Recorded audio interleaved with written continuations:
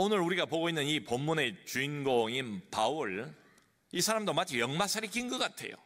계속 여기저기를 돌아다니지 않습니까? 오늘 본문은 더 이런 지역 이름도 많이 나오고 그러지 않습니까? 근데 이 바울이 여기저기를 끊임없이 돌아다니고 있는데 이건 좀 다른 것 같아요. 정처 없이 다니는 발걸음도 아니고 유유자적 한가롭게 다니는 발걸음도 아니고 무슨 낭만을 즐기고 있는 것도 아니잖아요. 한마디로 목표가 있는 여행이죠. 소위 말하는 선교 여행입니다. 그것도 마지막 여행이에요. 죽기 전에 마지막 세 번째로 지금 돌고 있는 3차 선교 여행의 마지막 부분을 우리가 지금 보고 있습니다. 자, 그런데 이 바울이라는 사람이 어떤 사람인가? 따지고 보면 바울의 정체성은 뭔가 하면 이럴 사람이 아니에요. 이 사람은 학자입니다. 당대 최고의 학자로 이름이 알려진 가말리엘 수하에서 제대로 공부를 한 장래가 촉망되는 젊은 학자예요. 여러분, 아무나 학자 됩니까? 이 율법 학자인데요, 아무나 이렇게 공부를 이렇게 진득하게 할 수 있습니까? 여기저기 그냥 돌아다녀 가지고는 공부가 안 돼요. 엉덩이가 무거운 사람이 공부도 합니다. 책상에 붙어서 책과 실험해야 되고 이론과 실험해야 되고, 그 실험 붙박이로 마치 붙어 있는 것처럼 이럴 줄 아는 사람, 그 시간들을 견뎌내야 공부도 되는 것이고 학문의 세계도 이루는 것이고 학자도 되는 것 아닙니까? 그러니까 원래 바울의 정체성이 뭔가 하면 공부 잘하는 사람, 율법 학자예요. 학자. 코드가 안 맞아요, 돌아다니는 거 하고는. 그러니까 이 바울이 이렇게 다니는 이유는 뭔가 딱 하나밖에 없지요. 주님이 이렇게 부탁을 하셨어요. 다메섹도상에서 바울을 부르자마자 너는 모든 그 이방인들과 이방의 임금들 앞에서 내 이름을 증거해다오. 일종의 소명을 받았습니다. 선교 소명을 받아서 이렇게 한없이 여기저기를 다니고 있지요. 자, 그런데 오늘 본문을 보면 아까 보셨지만은 잘 이렇게 머리에 안 들어오실 것 같아요. 한번 읽어가지고. 왜냐하면 여러 지역들 다 나와 있잖아요. 바울의 행선지, 바울의 어떤 여정이 상세하게 기록이 되어 있어요. 1절에서 6절까지. 중요한 것은 지금 시점입니다. 우리가 살펴본 것처럼 에베소에 큰 소요 사태가 있었지요. 크다 에베소 사람의 아담이여. 근데 이 소요 사태가 끝났어요. 진정이 됐어요. 더 이상 에베소에 머무르는 게 이롭지 못하다고 판단한 것 같아요. 그래서 에베소를 떠났습니다. 떠나서 어디로 갔나?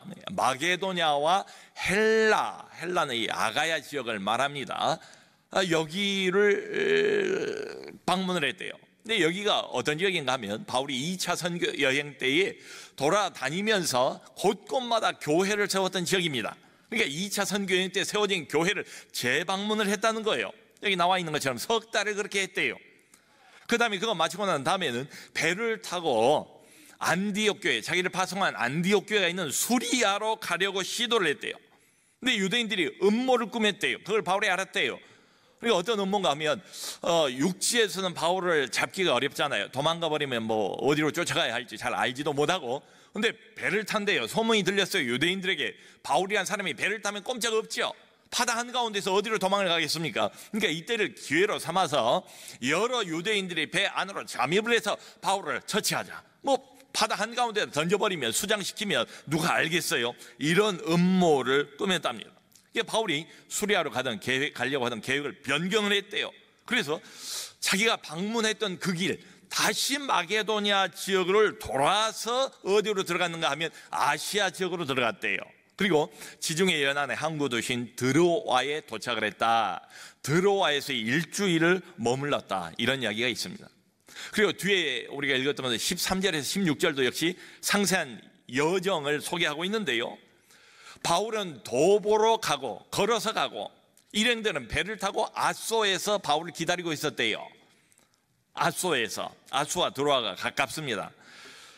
기다렸다가 바울과 일행이 합류를 해서 이제는 배를 함께 타고 그 다음에 미둘레네를 거치고 기오를 거치고 사모를 거치고, 그래서 밀레도라는 항구 도시에 도착을 했다.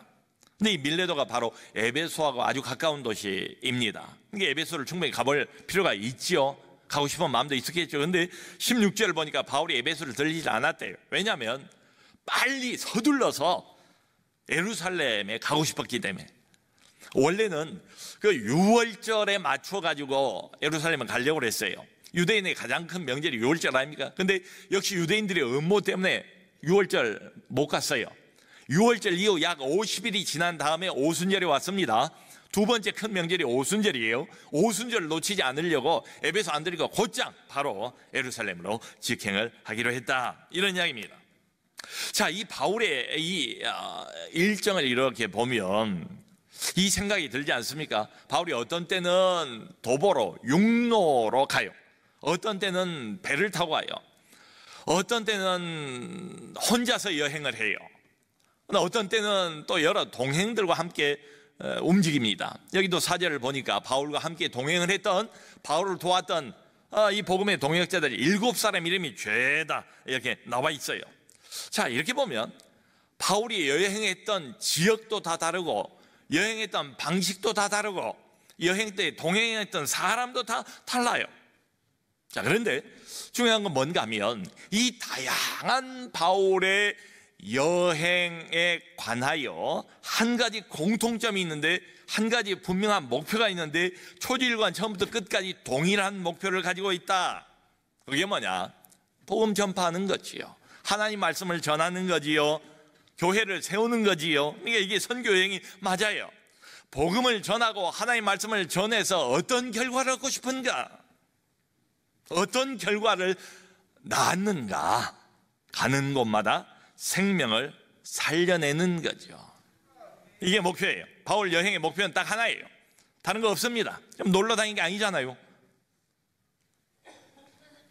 오직 한 가지, 죽어있는 생명을 살려내는 일, 인간의 영혼 속에 하나님의 생명을 회복시키는 일, 어둠에 갇혀있는 영혼들을 빛 앞으로 끌고 오는 일, 이게 바울이 하고 있는 일이에요. 이 모든 여정의 말이죠. 자, 그럼 여러분, 우리가 이 생각을 놓치지 말아야 될 것 같아요. 바울이 가는 이 모든 여행길, 여정의 배후에는 하나님의 손길이 있을 수밖에 없다. 다시 말하면 바울은 지금 자의로 움직이고 있는 게 아니다. 이 사람은 결국 누굽니까? 하나님의 대리인이죠. 하나님의 종이죠. 복음 전도자지요. 자, 그러니까 이 중요하고 이 피 묻은 복음이 전파되는 이 일정, 이 스케줄, 이 계획에 하나님의 섬세한 간섭이 없을 수가 없지요. 여러분, 그런데 이게 우리 인생의 여정도 비슷해요. 먼저 우리가 새 생명을 얻어야죠. 먼저 우리 생명이 살아나야죠. 근데 생명이 살아난 사람은 또 무슨 일을 해야 되는가 하면 이 두 개가 맞물려 있습니다. 동전의 양면처럼 하나님이 먼저 우리의 생명을 살리셨어요. 그 다음에는 다른 사람의 생명도 살리라. 이 사명이죠. 소명이죠. 이게 맞물려 있어요. 그러니까 우리의 모든 인생 스케줄, 우리의 인생의 여정, 우리의 인생의 어떤 만남들, 여기에 하나님의 깊은 간섭이 없을 수가 없지요. 여러분, 이 여정을 어디까지 지금 하나님이 끌고 가시려고 하는가 하면, 바울이 여기 19장 21절 앞에서 우리가 봤습니다. 무슨 말을 하는가 하면, 자, 이건 마지막 여행이다. 이제 난 예루살렘으로 올라간다. 예루살렘을 갔다가 후에는 내가 로마도 보아야 하리라. 제국의 심장부인 로마, 정치, 경제, 문화, 모든 힘의 본산지인 로마, 당시 세계를 제패하고 있던 그 로마 제국의 심장부에서 복음을 외치는, 이걸 하나님께서 의도하시는 것 아니겠어요? 자, 이런 관점에서 보면 사도행전은 어떤 책인가? 하나님께서 자신의 종인 바울을 통해서 어떻게 로마 제국의 심장부까지 복음을 전하시는가에 관한 기록이에요. 그렇지 않습니까? 그런데 여러분, 어떤 분들은 아마 이거 보시면서 이렇게 상세하게 지역 이름을 일주일을 머물고 며칠을 머물고 어디로 옮기고 이렇게 상세하게 기록할 필요가 있을까? 그런데 이 상세한 여행 기록이 하나님의 말씀으로 지금 포함이 되어 있는 것 아닙니까? 그러니까 이렇게 생각하면 좀 아쉽죠. 이 바울의 세 번째 마지막 선교 여행이 이랬구나라고 단지 역사적인 사실 보고의 관점에서만 오늘 본문을 보면 아쉬워요. 제대로 하나님의 마음을 캐치를 못하는 거예요. 그것보다 한 걸음 더 나아가서 하나님께서 어떻게 자기의 종의 스케줄을 조정하셔서 복음을 전하게 하시고 생명들을 살려내는가, 이 관점에서 봐야 맞습니다. 말하자면 생명 회복의 관점에서 봐야 돼요.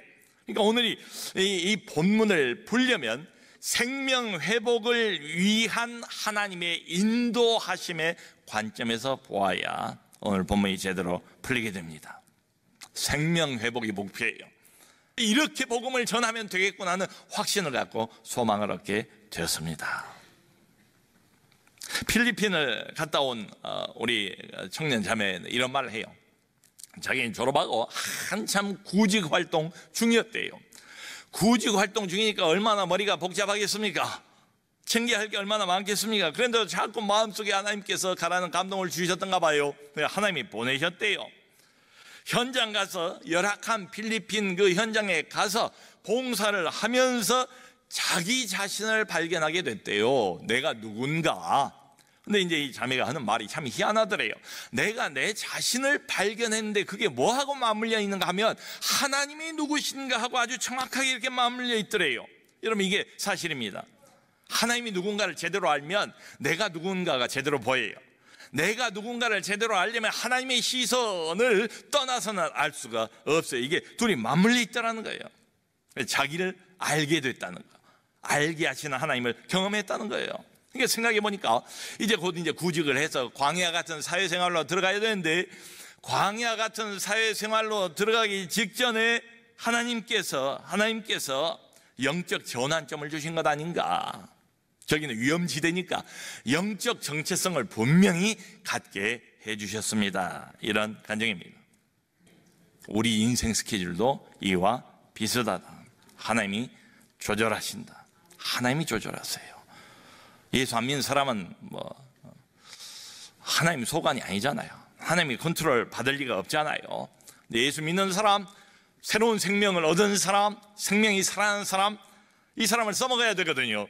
그러니까 하나님이 그 사람의 인생 스케줄을 섬세하게 조절해 가신대요. 목표는 뭔가 하면 바울과 동일해요. 생명을 살리는 일.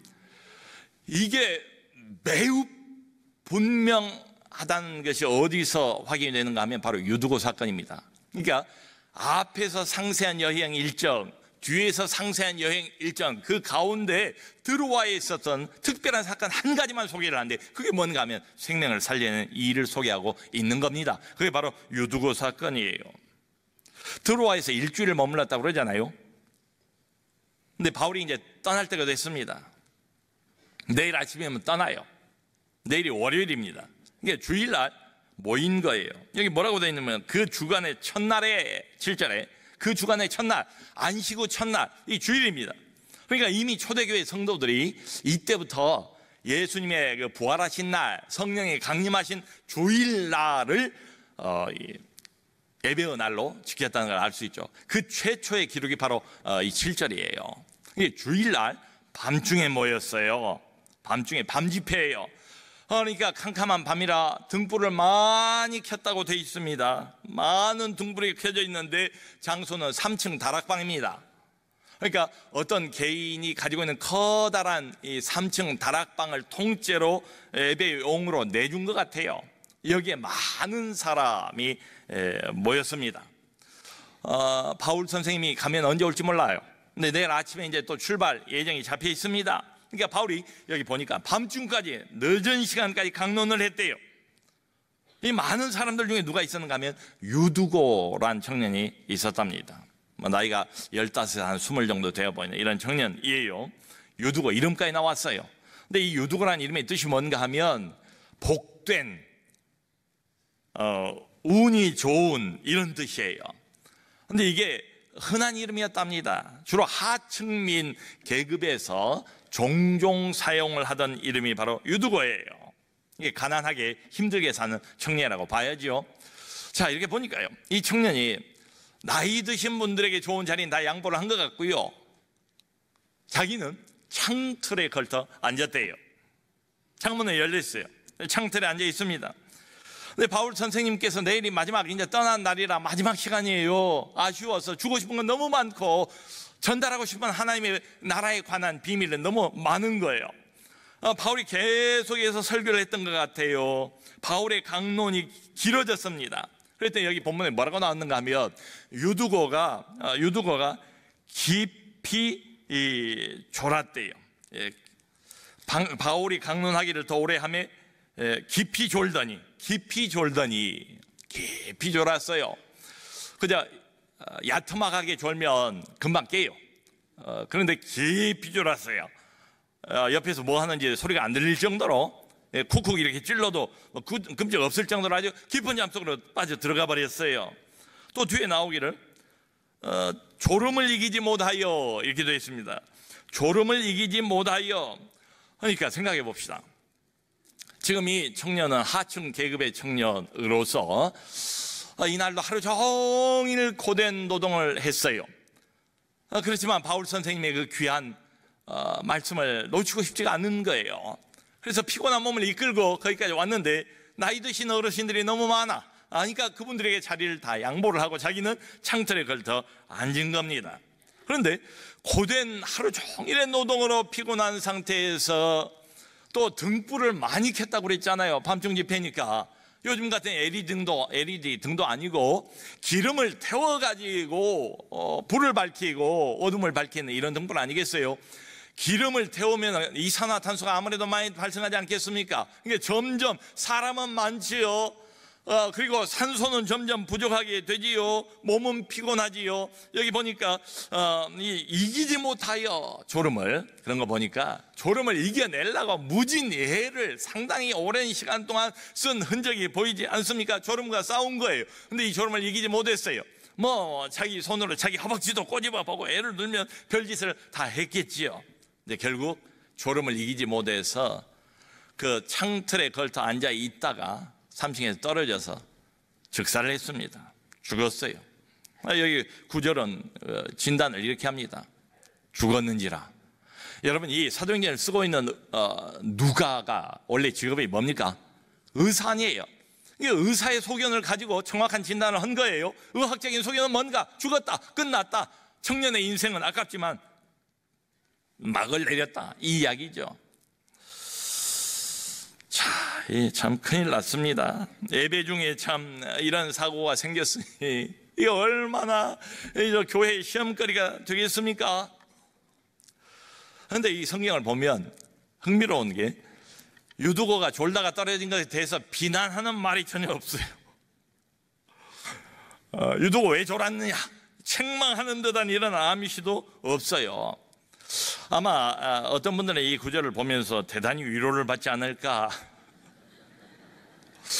바울의 설교도 듣다가 졸았는데 박 목사 설교 듣다가 조는 거야 지당한 일 아닌가. 동의합니다. 동의해요. 저도 위로가 되더라고요. 그때 당시에 최고의 강사인 바울 사도의 설교를 들으면서도 좋은 사람이 있는데 내 설교가 뭐라고 졸지 말라는 무슨 보장이 있는가 이런 생각이 들었어요. 지난 주에 제가 참 반가운 만남을 가졌는데요. 30년 전에 제가 섬겼던 그 교회를 방문을 했습니다.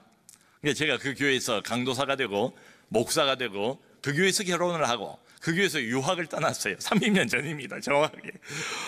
정말 오랜만에 이제 그 교회를 다시 이제 방문을 했어요. 제가 이름을 다 기억을 못해요. 워낙 오랜 세월이 흘러서 말이죠. 근데 이분의 이름은 또렷하게 기억을 합니다. 기억을 해요. 그때는 집사였지만 지금은 이제 권사가 됐더라고요. 마침 그날 예배 때 이분이 오셨어요. 오셔서 정말 30년 만에 반가운 만남을 가졌는데요. 왜 기억을 하는가 하면 이분이 대단히 헌신적이었거든요. 그리고 아주 여성이지만 강단이 있는 집사님이었어요. 당시에 평화시장에서 옷장사를 하던 분입니다. 그러니까 일주일 내내 피곤이 쌓이고 또 쌓이는 거예요. 그래도 금요일 날 철야 기도하는 때는 늘 오세요.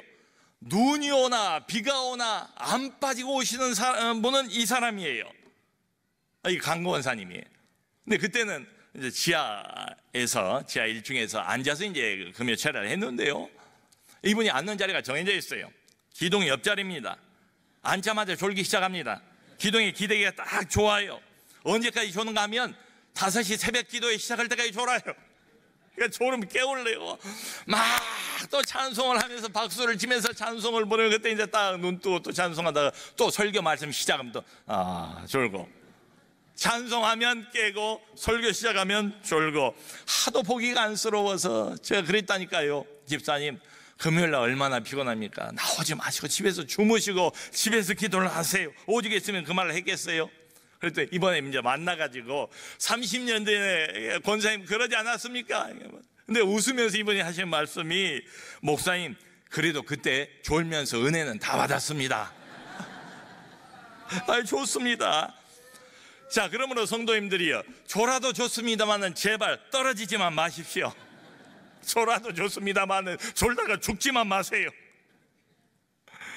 그 스펄전 목사님이 대단히 위트가 있는 분이거든요. 그 스펄전 목사님이 이 구절에서 이런 말을 했어요. 여러분, 지금은 예배 중에 졸다가 죽으면 다시 살려낼 사도가 없습니다. 책임 못 져요. 이 사건이 일어났으니 성도들이 난리가 났죠. 우왕좌왕하고 설교를 더 할 수 있겠습니까? 설교를 중단하고 밑으로 내려갔어요. 자, 그런데 오늘 본문을 보니까 결론이 뭔가? 결론이 죽은 유두고를 다시 살려내는 거예요. 바울의 이 모든 여정의 일관된 목표가 살려내는 것 아닙니까?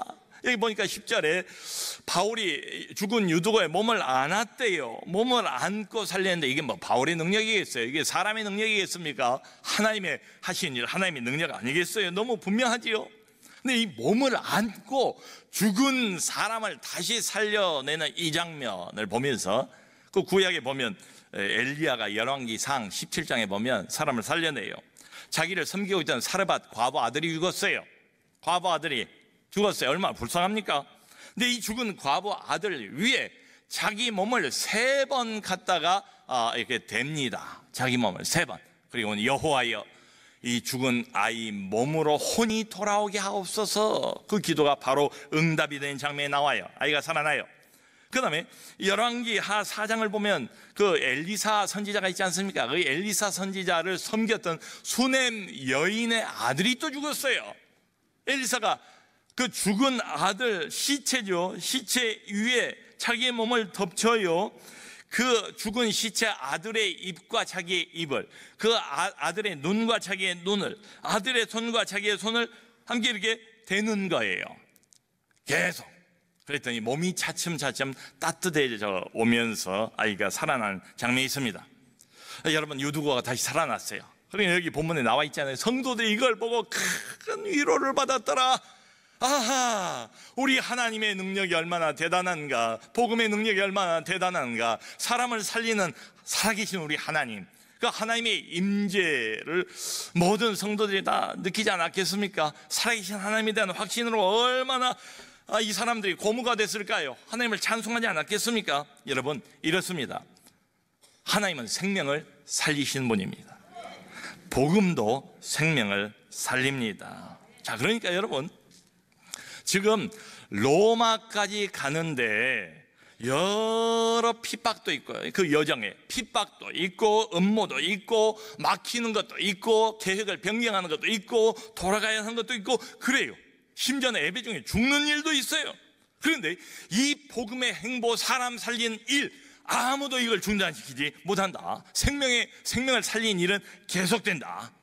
하나님이 친히 인도하시고 하나님이 필요하면 문을 여시는데 아무도 말릴 수 없고 어떤 세력도 이것을 말릴 수 없다. 아멘. 생명 살린 일은 오늘도 계속되고 있습니다. 여기 앉아 계신 여러분들 통해서, 한 사람 한 사람을 통해서 말이죠. 다른 사람에게 기대하기 어려워요.